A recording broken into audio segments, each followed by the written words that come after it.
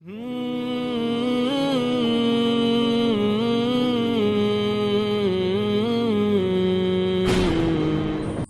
my dear students. Very good morning to one and all. Hope you people are fine. Once again, I welcome you to this online English classes. In my previous video, I have given elaborate knowledge about Dr.S.Radhakrishnan. Hope you might have got the points. In this video, we shall see the 10 fascinating facts about Sarvapalli Radhakrishnan. So let us see one by one. First one is knighthood. In knighthood, we can see his contribution towards the field of education and Dr. Radhakrishnan several awards, including the Bharat Ratna.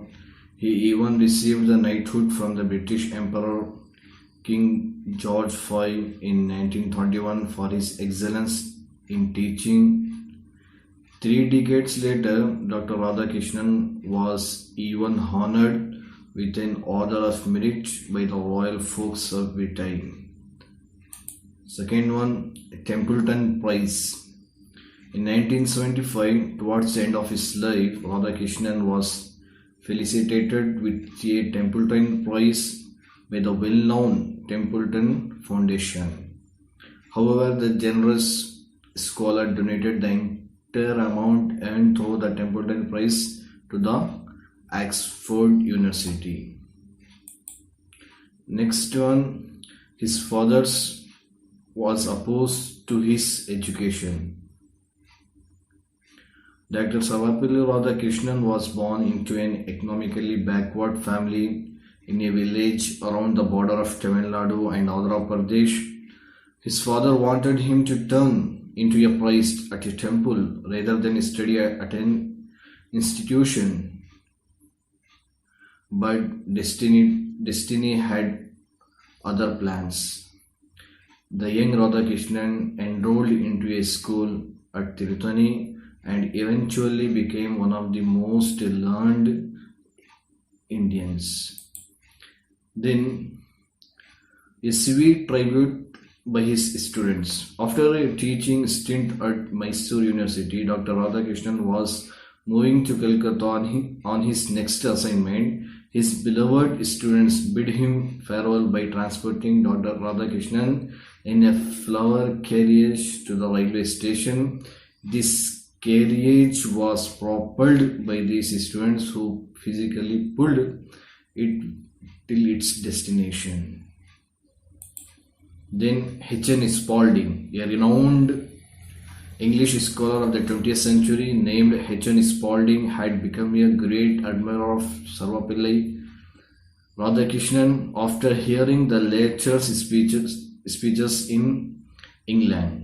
Dr. Radhakrishnan's words motivated Spalding to initiate a chair in the world-famous Oxford University in honor of Eastern religions and ethics. This division of the Oxford offers grants for those who conduct research on religious studies. Then coming to his philosophy, Dr. Radhakrishnan had penned various books on philosophy and even taught that subject at the Madras University.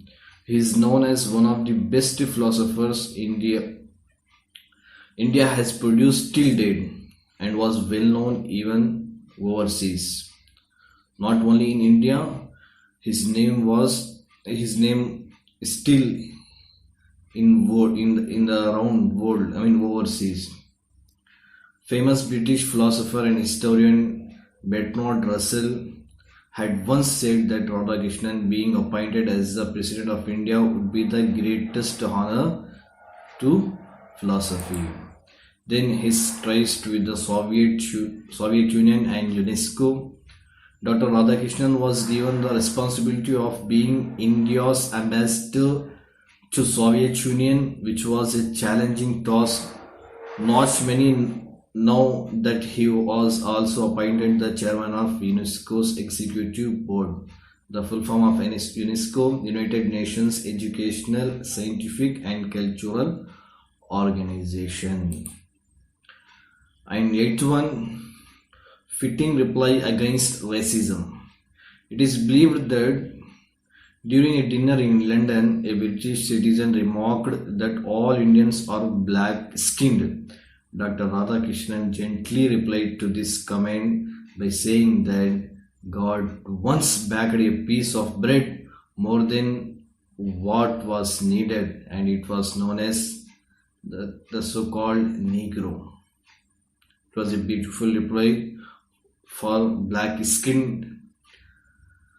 God once baked a piece of bread more than what was needed, and it was known as the so-called Negro.